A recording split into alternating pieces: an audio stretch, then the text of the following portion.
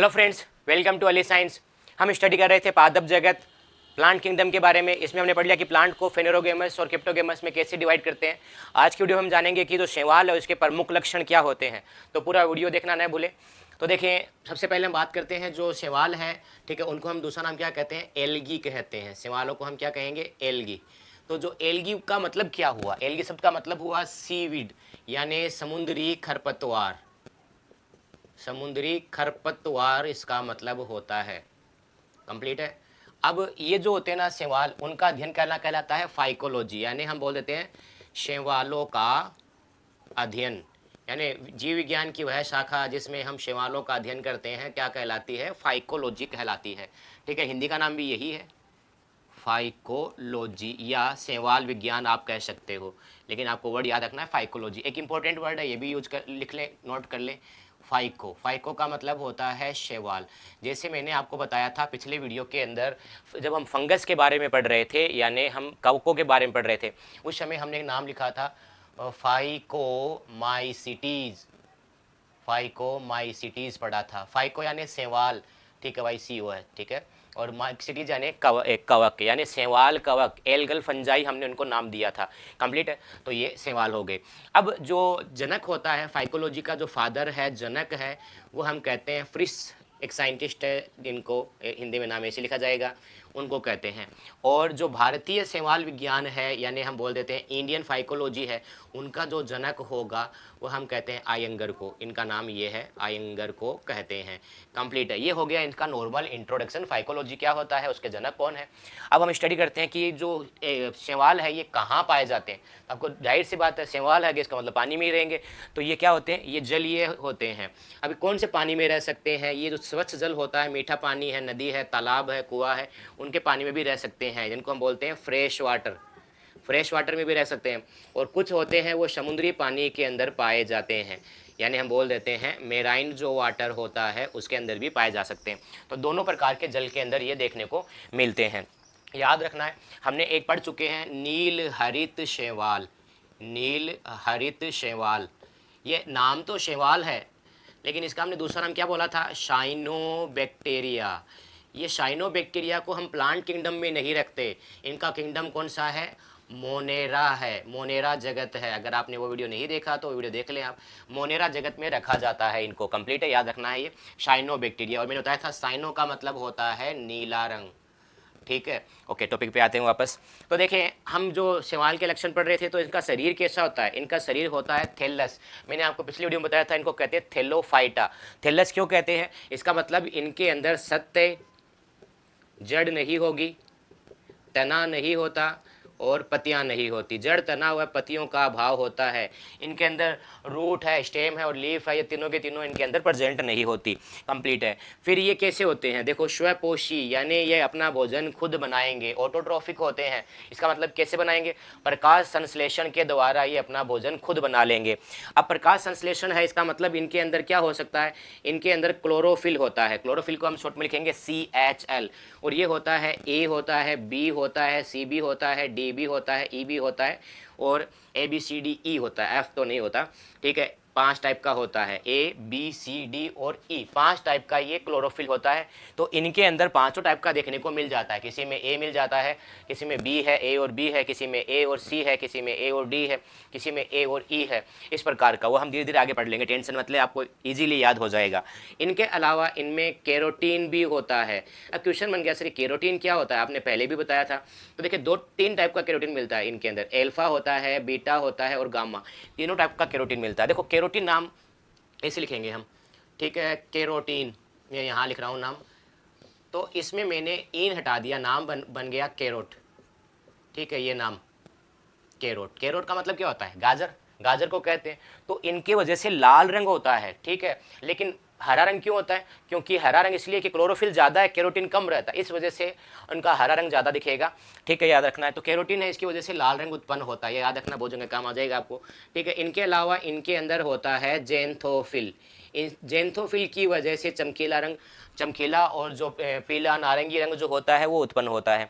ठीक है, तो ये स्वपोषी होते हैं, इनमें ये सभी चीज़ें पाई जाएगी। ठीक है, नेक्स्ट हम बात करते हैं, ये असंवहनी होते हैं, नॉन वेस्क्यूलर होते हैं। अब इसका मतलब क्या हुआ, तो देखिए इसमें नाम आता है संवहन, ठीक है, वेस्क्यूलर। इसका मतलब देखो क्या होता है, यहाँ से मैंने कहा वहन, वहन कहते हैं किसी चीज़ को स्थान से दूसरे स्थान तक पहुँचाना। तो जो पानी है वो अवशोषित करके उसको पत्तियों तक पहुँचाते हैं, ये काम करता है जाइलम। कंप्लीट है, जाइलम आपने पढ़ा होगा छोटी कक्षाओं के अंदर, जाइलम। ठीक है, इनके अलावा जो पत्तियों में भोजन बनता है, ठीक है, उनको जड़ों तक पहुँचाता है फ्लोएम। ठीक है, फ्लोएम इसका हिंदी इंग्लिश का नाम भी यही है। तो जाइलम और फ्लोएम को हम मिलाकर कह देते हैं संवहन उत्तक, संवहन बंडल। तो इनके अंदर तो पत्तियां ही नहीं है, जड़ें नहीं है, तो जड़ से पत्तियों तक पानी पहुंचाने की जरूरत ही नहीं है। पत्तियों में भोजन बनता है, उनको जड़ों तक पहुंचाने की जरूरत ही नहीं है। इसका मतलब इनके अंदर जाइलम और फ्लोएम नहीं होते, इनके अंदर संवहन बंडल अनुपस्थित होता है। इनके तो शरीर इस तरह है, बस लंबा सा थैलस की तरह, और ये पूरा शरीर इसका पानी में डूबा हुआ है। तो अगर मान लो इस कोशिकाओं को पानी की जरूरत होगी, ये अवशोषित कर लेगी, यहाँ जरूरत होगी, ये अवशोषित कर लेगी। हर एक अपना अपना पानी खुद अवशोषित कर लेगा, उनको जड़ों पे डिपेंड करने की आवश्यकता ही नहीं है। लेकिन पत्तियां हैं, ये पानी का अवशोषण खुद नहीं कर सकती, तो उनको जड़ों पे डिपेंड रहती है, उन पे निर्भर करती है। तो इनके अंदर क्या होता है, संवहन बंडल नहीं होंगे। नेक्स्ट, इनमें उत्तक विभेदन नहीं होता, टिश्यू डिफ्रेंशिएशन नहीं होता। अब इसका मतलब क्या होता है, उत्तक जो पादप के उत्तक होते हैं वो अलग अलग पार्ट में डिवाइड होते हैं, किनको हम कहते हैं संवहन उत्तक। ठीक है, जिनमें जाइलम और फ्लोएम आ जाते हैं, कोई कहलाते हैं भरण उत्तक, ये सब चीज़ें, ग्राउंड टिश्यू जिसको हम कहते हैं। अब ये उत्तक कौन कौन से होते हैं, पादप उत्तक, आप उसकी टेंशन न ले, उनके लिए भी हम एक अलग से वीडियो बनाएंगे, क्योंकि ये चैप्टर हमारा आगे आने वाला है, उसमें हम पादप उत्तक के बारे में डिटेल से स्टडी करेंगे। कंप्लीट है, तो इनमें भी उत्तक भी अलग अलग टाइप के नहीं, उत्तक तो होते हैं लेकिन उत्तकों में विभेदन नहीं होता कि ये उत्तक अलग है, ये उत्तक अलग है। इन उत्तक का काम है पानी का ऊपर पहुंचाना, इन उत्तक का काम है जो भोजन है उसको नीचे पहुंचाना। इस प्रकार के कोई उत्तक अलग अलग नहीं पाए जाएंगे, सब एक जैसे उत्तक होते हैं। नेक्स्ट होता है इनमें एक कोशिकीय लैंगिक अंग, जो यानी हम बोल देते हैं लैंगिक अंग में हो गया नर जननांग या मादा जननांग, male reproductive organ, female reproductive organ, वो एक कोशिकीय होते हैं, इनमें बहुकोशिकीय नहीं होते। बाकी सभी पादपों में हम पढ़ते हैं, जैसे जो भी एंजियोस्पर्म पढ़ेंगे, जिम्नोस्पर्म पढ़ेंगे, उनमें बहुकोशिकीय होते हैं। कंप्लीट है, तो ये हो गया इनका इंट्रोडक्शन, सामान्य इंट्रोडक्शन। अब देखें एक चीज़ और, इनकी कोशिकाएं कैसी होती है, इनकी कोशिकाएं यूकैरियोटिक होती है, यूकैरियोटिक कोशिका होती है। और एक चीज़ याद रख लें, साइनोबैक्टीरिया है उसको मोनेरा में रखा था, मोनेरा के अलावा जो भी हम पढ़ रहे हैं सबकी कोशिकाएं यूकैरियोट है। अगर कहीं ऑप्शन में आ गया तो आंख मिच के आप सही कर सकते हो, मोनेरा के अलावा जितने भी है वो यूकैरियोट्स होते हैं, मोनेरा है वो प्रोकैरियोट है। कंप्लीट। अब यूकैरियोट प्रोकैरियोट अगर आपको नहीं पता है तो हम एक चैप्टर अलग से पढ़ेंगे, कोशिका का चैप्टर होगा, उसमें आपको डिटेल से बता दिया जाएगा कि प्रोकैरियोट क्या होता है, यूकैरियोट क्या होता है। कंप्लीट। तो यहाँ पर हमारे पास हो गया कि इनमें नर जनांग और मादा जनांग है, ये एक कोशिकीय होते हैं। अब हम इनमें देख लेते हैं इनमें जनन होता कैसे है, रिप्रोडक्शन है ये कैसे करते हैं, एल्गी में रिप्रोडक्शन कैसे होता है उसके बारे में देख लेते हैं। तो देखिए एल्गी है उसमें रिप्रोडक्शन है ना, ये दोनों टाइप का उसके अंदर हो सकता है। इनमें लैंगिक जनन भी हो सकता है, ठीक है, यानी हम बोल देते हैं सेक्सुअल रिप्रोडक्शन, ठीक है, वो भी हो सकता है इनमें। और इनमें अलैंगिक जनन जो होता है वो भी हो सकता है, दोनों टाइप का इनमें जनन देखने को मिलेगा। अलैंगिक जनन को बोल देंगे एसेक्सुअल रिप्रोडक्शन, ठीक है, तो दोनों टाइप का इनमें रिप्रोडक्शन देखने को मिल जाएगा। अब इनमें अलैंगिक जनन है इसी तरीके से होता है, इनके अंदर क्या होता है, खंडन प्रक्रिया होती है, कायिक खंडन, जिसका पूरा वर्ड हम बोल देते हैं कायिक खंडन, ठीक है, यानी वेजिटेटिव फ्रेगमेंटेशन, ठीक है, उससे इनमें क्या होता है, इनमें जनन होता है। इसका मतलब जैसे मान लो ये शैवाल उगी हुई है, इसका इतना पार्ट टूट गया, तो ये पार्ट है ना टूटा हुआ पार्ट, ये कहीं पर गिरकर वहाँ नया शैवाल बना लेगा। ऐसे इसके अंदर क्या हो सकता है, कायिक खंडन इनके अंदर हो सकता है। इनमें इंपॉर्टेंट क्या है, लैंगिक जनन। लैंगिक जनन इनमें अंदर कैसे होता है उसके बारे में डिटेल से देखते हैं। तो जो लैंगिक जनन है उसके बारे में जान लेते हैं। तो देखिए इनका जो मेन पादप शरीर है, मुख्य पादप काय है, ठीक है, मेन प्लांट बॉडी है, वो होती है अगुणित अवस्था के अंदर। अगुणित अवस्था में एन होती है, जिसको हम बोल देते हैं हेप्लोइड होती है, ठीक है, हेप्लोइड होती है। इनके बाद में इसमें बीजाणुभिद भी बनता है, और बीजाणुभिद होता है ये इनके अंदर द्विगुणित होता है, और यानी डिप्लॉइड होता है, 2 1 होता है, ठीक है, डिप्लॉइड। अब ये हेप्लॉइड और डिप्लॉइड को हम ऐसे समझ सकते हैं, मान लेते हैं इनमें टोटल गुणसूत्र 18 है, तो 18 के 18 गुणसूत्र इनमें होते हैं, लेकिन इनमें गुणसूत्र 9 ही होते हैं, आधे गुणसूत्र पाए जाते हैं। कंप्लीट है। जैसे ये मेन हमारे पास एक शैवाल है, इसको एग्जाम्पल के तौर में समझ लेते हैं, शैवाल उगा हुआ है, ठीक है। तो ये जो शैवाल उगा हुआ जो हमें दिखाई देगा वो युग्मकोद्भिद अवस्था है उसकी, कंप्लीट है, ये अगुणित अवस्था में होता है। इसके ऊपर क्या होता है, इस संरचना बनती है। वैसे तो ये मैं आपको समझाने के लिए बना रहा हूँ। इनमें एक कोशिका होती है, एक कोशिकीय जननांग होता है, इसका मतलब इससे दिखाई नहीं देती संरचनाएं, लेकिन मैं आपको समझाने के लिए बता रहा हूँ। तो इसके अंदर एक संरचना है, उसका नाम हो जाएगा पूधानी, पूधानी, या इसको हम कह देते हैं एंथेरिडियम, एंथेरिडियम, ठीक है। और दूसरा इसके अंदर होता है, उसका नाम होता है अंडधानी, या स्त्री धानी भी कह सकते हो आप, स्त्री धानी इसका नाम हो जाता है। और ये होता है, इसको हम बोल देते हैं ऊगोनियम, ऊगोनियम। अब इनमें क्या होते हैं, इनमें युग्मक बनते हैं, इनमें युग्मक बनते हैं ऐसे, ठीक है, ये युग्मक बनेंगे ऐसे। युग्मक क्या होते हैं ये मैंने आपको पहले बता चुका हूँ, पीछे हमने वीडियो में पढ़ा था, गेमिट्स जिसको हम कहते हैं जनन के दौरान, ठीक है, गेमिट बनते हैं। तो इसके अंदर जो गेमिट बन रहे हैं और इसके अंदर गेमिट बन रही है, ये भी ऐन अवस्था में होते हैं गेमिट, याद रखना है।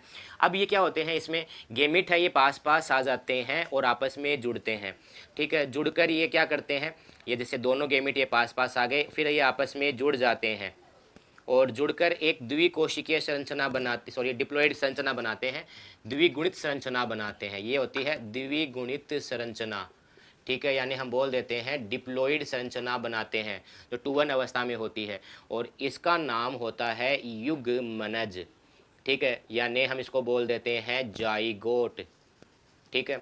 फिर आगे मैंने आपको क्या पढ़ा बताया था, पहले भी हम कई बार वजन पढ़ चुके हैं इसके बारे में, कि जो युग्मनज है इससे क्या बनता है, भ्रूण बनता है, इससे बनता है एम्ब्रियो, एम्ब्रियो बनता है, ठीक है। लेकिन इनके अंदर भ्रूण का निर्माण नहीं होता। इंपॉर्टेंट क्वेश्चन बन सकता है कि 4 ऑप्शन दे दिए कि कौन से पादपों के अंदर भ्रूण का निर्माण नहीं होगा, तो वो किन में नहीं होगा, शैवालों के अंदर भ्रूण का निर्माण नहीं होगा। तो ये जो युग्मनज है ना, यही इसका बीजाणुद्भिद होता है, यानी इसके बीजाणुद्भिद का नाम क्या हो जाएगा, युग्मनज हो जाएगा। तो ये युग्मनज बन जाएगा इस तरह, कंप्लीट। अब ये मैं युग्मनज यहाँ दिखा देता हूँ, ये 2-1 अवस्था में क्या बन गया, युग्मनज बन गया है, ये मैंने यहाँ पर दिखाया है युग्मनज, कंप्लीट है, ये 2-1 अवस्था में बन गया है। अब इसमें विभाजन होता है, और विभाजन कौन सा होगा, यहाँ पर इनमें अर्धसूत्री विभाजन होता है। अब अर्धसूत्री विभाजन भी आगे हम चैप्टर में पढ़ेंगे, जिसमें यानी उसको हम बोल देते हैं मियोसिस बोलते हैं इसको, मियोसिस। इसका मतलब इससे गुणसूत्रों की संख्या आधी रह जाती है। तो इससे विभाजन का मतलब होता है इसमें डिवीजन होगा, ये 4 पार्ट में से डिवाइड हो जाती है 4 सेल के अंदर, और ये सब की सब होती है एन अवस्था में, एन अवस्था में। एन का मतलब मैंने आपको बता दिया, अगुणित यानी हेप्लॉइड होती है।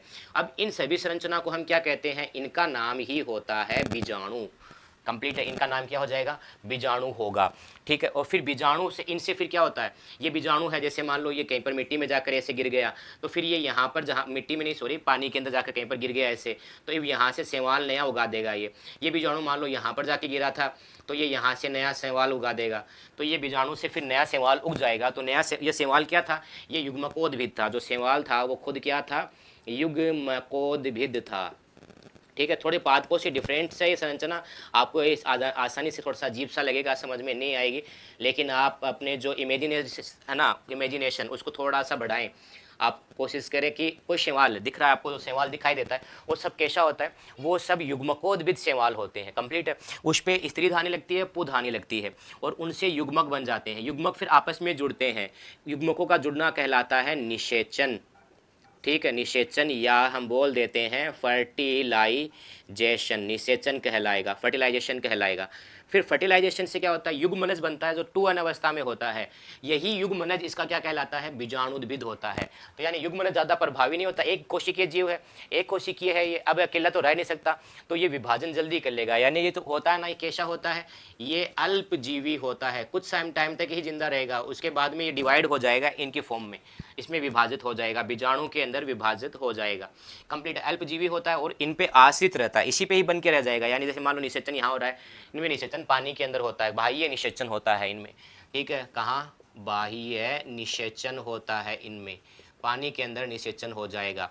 यानी हम बोल देते हैं इनमें एक्सटर्नल और फर्टिलाइजेशन जो होता है वो होगा एक्सटर्नल फर्टिलाइजेशन, यानी ये पानी के अंदर निकल के ना, ये पानी जैसे यहाँ से निकल के पानी में आ जाएंगे, यहाँ से निकल के पानी में आ जाएंगे, फिर जुड़ेंगे, युग्मनज बन जाएंगे। युग्मनज इसका बीजाणुद्भिद है। उसके बाद में ये युग्मनज क्या करेगा, अधसूत्रीय विभाजन करेगा, मियोसिस करेगा और 4 बीजाणु बना लेता है। और ये जो बीजाणु बनते हैं ये गतिशील होते हैं, यानी ये चल बीजाणु होते हैं, गतिशील बीजाणु होते हैं, उनको हम क्या कहते हैं, चल बीजाणु कहते हैं, यानी जू स्पोर कहते हैं। कंप्लीट है, जू स्पोर कहते हैं। तो इस प्रकार इनमें जनन होता है। तो इनमें एक पीढ़ी कौन सी हो जाती है, युग्मकोद्भिद हो जाती है। तो दूसरी पीढ़ी इसमें कौन सी हो जाएगी, बीजाणुद्भिद हो जाएगी। फिर तीसरी पीढ़ी इसमें वापस युग्मकोद्भिद, फिर चौथी पीढ़ी क्या हो जाएगी, बीजाणुद्भिद। तो एक के बाद में एक ऐसे चलता रहता है। तो इसको ये हम कहते हैं पीढ़ी एकांतरण, पीढ़ी एकांतरण हम इसको कह देंगे, या हम बोल देते हैं alternation of generation, alternation of generation हम इसको कह देंगे। कंप्लीट है, ओके। एक चीज़ और आपको यहाँ पर याद रखनी है, जो ये युग्मक बनते हैं ना, यहाँ पर जैसे मैंने कहा ये युग्मक बनते हैं, यहाँ पर बताया ये युग्मक बनते हैं। तो ये युग्मक अलग अलग टाइप के बनते हैं। तो युग्मकों के आधार पर हम इसको 3 पार्ट में डिवाइड कर सकते हैं। वो कौन से, उसके बारे में जान लेते हैं। जो युग्मक है उनके आधार पर कौन कौन से भागों में बांटा गया है उसके बारे में जान लेते हैं। तो देखें इनके अंदर क्या होते हैं, 3 भागों में इसको डिवाइड करेंगे। एक होता है समयुग्मकी, जिनको हम बोल देते हैं आइसोगेमस, ठीक है। कुछ होते हैं उनको हम कहते हैं असमयुग्मकी, असमयुग्मकी, इनको हम बोल देते हैं एन आइसोगेमस, ठीक है। और तीसरा इसके अंदर होता है, उनको हम बोल देते हैं विषम युग्मकी, विषम युग्मकी, जिनको हम बोल देते हैं oogemus। तो 3 टाइप के इसके अंदर हो गए। अब आइसोगेमस का मतलब क्या हो गया, इसमें जो युग्मक बनेंगे इस तरह, वो दोनों आकार में समान होते हैं। यानी हम बोलते हैं ना, नर युग्मक और मादा युग्मक 2 युग्मक बनते हैं। ऐसे हमने कहा था कि ये शैवाल है, इस शैवाल में स्त्रीधानी, पुधानी, एंथीडियम और ऊगोनियम है। इनसे फिर गेमिट बने, जो युग्मक बने हैं, फिर युग्मक आपस में जुड़ जाते हैं, युग्मनज बनता है उसके बाद में। ये अभी मैंने आपको बताया था। तो ये जो गेमिट बनते हैं ना, ये जो आपस में जुड़ते हैं, ये दोनों आकार में समान है, संरचना इनके समान है, यानी स्ट्रक्चर और मॉर्फोलॉजी ये एकदम इक्वल होते हैं, ठीक है। तो इनको हम क्या बोल देंगे, समयुग्मकी आइसोगेमिस, यानी सम यानी समान, आइसो का मतलब ही होता है समान, तो एक से समान होंगे। इसका एग्जाम्पल हमारे पास हो गया स्पाइरोगायरा, स्पाइरोगायरा, कंप्लीट है, इसका एग्जाम्पल है ये। इनके अलावा कुछ में क्या होता है कि इस तरह जो युग्मक बनते हैं, ठीक है, इनकी संरचना और ये अलग अलग होती है, थोड़ा सा एक बड़ा भी हो सकता है, छोटा भी हो सकता है। इस तरह 2 अलग अलग टाइप के आकार के बनते हैं। तो अलग अलग आकार के बनेंगे तो उनको नाम हो जाएगा असमयुग्मकी। एन एन यानी नहीं है, आइसो यानी समान नहीं है, तो ऐसे बनते हैं। ऐसे बनते हैं किसमें, क्लेमाइडोमोनास में, क्लेमाइडोमोनास में। एक चीज़ याद रखना है, क्लेमाइडोमोनास में जो युग्मक बनते हैं ना, उनके ऊपर फ्लैजिला होती है, उनके ऊपर क्या हो जाएगी, फ्लैजिला पाई जाएगी। यहाँ पर इनके ऊपर फ्लैजिला नहीं है, फ्लैजिला इसको हम दूसरा नाम कह सकते हैं कसाब, ठीक है, कसाब इनके ऊपर नहीं होता। तीसरे टाइप के होते हैं, उनको कहते हैं विषम युग्मकी। तो विषम युग्मकी में क्या होता है, एक बहुत बड़ा होता है और एक छोटा सा रहता है। जो बहुत बड़ा युग्मक होता है उसको हम बोल देंगे मादा युग्मक, फीमेल गेमिट कह देंगे, और जो छोटा होता है उसको हम बोल देंगे नर युग्मक यानी मेल गेमिट हम कह देंगे। कंप्लीट है। तो अगर इस टाइप का होता है उसको हम बोल देंगे विषम युग्मकी। और विषम युग्मकी का एग्जाम्पल हमारे पास हो गया volvox, volvox and Fucus, volvox और फ्यूकस, ये इसका हमारे पास एग्जाम्पल हो गया। तो ये था कि इनमें जनन कैसे होता है। कंप्लीट है। हम जान लेते हैं कि इनका जो शरीर होता है, मेन बॉडी होती है, वो कैसे कैसे हो सकती है। तो ये कुछ इनमें यूनिसेलुलर हो सकते हैं, ठीक है, यूनिसेलुलर यानी एक कोशिकीय हो सकते हैं, जैसे क्लेमाइडोमोनास, ठीक है, क्लेमाइडोमोनास जो होता है ये एक कोशिकीय शैवाल होता है। कंप्लीट है। इसी तरह एक कोशिकीय कवक कौन सा होता है, उसका एक उत्तर आपको कमेंट करके देना, एक कोशिकीय कवक कौन सा होता है। वैसे सभी कोशिकीय कवक होता है ना, बहुकोशिकीय होता है, इसका एक अपवाद था एक कोशिकीय कवक, उसका एग्जाम्पल, उसका उदाहरण है, कमेंट करके दें। कंप्लीट है। नेक्स्ट है, कुछ होते हैं कॉलोनीय होते हैं। कॉलोनीय का मतलब इस तरह एक सवाल है, सवाल की बहुत सारी कोशिकाएं ऐसे जुड़ जाती है, आपस में इकट्ठी हो जाती है और एक कॉलोनी बना लेती है, कॉलोनी बसा लेती है पूरी ऐसे, ठीक है, ऐसे। तो ये जो होता है उनको हम क्या बोल देते हैं, कॉलोनीय शैवाल। और इसका एग्जाम्पल होता है वोलवॉक्स। वोलवॉक्स होता है ये कॉलोनीय शैवाल होता है। इनके अलावा कुछ शैवाल होते हैं ये तंतुमय हो सकते हैं। तंतुमय का मतलब जैसे कोशिका, दूसरी कोशिका, तीसरी कोशिका, ऐसे बहुत सारी कोशिकाएं जुड़कर एक लंबी संरचना बना लेते हैं, एक फिलामेंट बना लेते हैं, ठीक है। उसका एग्जाम्पल हो गया यूलोथ्रिक्स, उसका एग्जाम्पल है यूलोथ्रिक्स। और दूसरा होता है स्पाइरोगायरा, स्पाइरोगायरा। तो या अब ये तो हो गया, लेकिन क्वेश्चन बन गया सर इनको याद कैसे करें, कंफ्यूज हो जाते हैं एग्जाम के दौरान। तो देखिए सबसे पहले थ्रिक्स यानी थ्रीड से नाम बना है, थ्रिक्स नाम है ये थ्रीड से बना है यानी धागा। जहाँ पर भी आपको थ्रिक्स वर्ड मिलता है उसका मतलब होता है धागा, तो तंतु धागे जैसा है, हो गया। स्पाइरो, स्पाइरल इस तरह हम कहते हैं टेढ़ी मेढ़ी चीज़ों को, स्पाइरल बाइंडिंग आप कॉपी के अंदर करवाते हो ना पीछे, इस तरह स्पाइरल बाइंडिंग करवाते हैं, तो ऐसे धागे जैसा हो गया ना ये भी, तो ये तंतु में हो गया। यहाँ पर वोलवॉक्स में क्या है, तंतु ऐसे शैवाल बहुत सारे इकट्ठे हो गए, तो ये कैसा हो गया, ये हमारे पास हो गया वोलवॉक्स, कॉलोनी बना के रहने वाला, ठीक है। ओके नेक्स्ट हमारे पास क्या होता है, क्लेमाइडोमोनास। तो इसमें आप याद रखिए मोनास जो वर्ड है ना ये अधिकतर बैक्टीरिया के लिए काम में लिया जाता है। तो बैक्टीरिया कैसे होते हैं, अधिकतर एक कोशिकीय होते हैं, सब बैक्टीरिया एक कोशिकीय होते हैं, तो ये बैक्टीरिया के लिए काम में लेते हैं। इसका मतलब ये भी क्या होता है, एक कोशिकीय शैवाल है, कंप्लीट है। तो इस वीडियो में हम इतना ही स्टडी करेंगे। अगले वीडियो में जानेंगे कि जो एल्गी है, अगले वीडियो में जानेंगे कि जो एल्गी है उनको कौन कौन से भागों में बांटा गया है। तो इस वीडियो में इतना ही, धन्यवाद।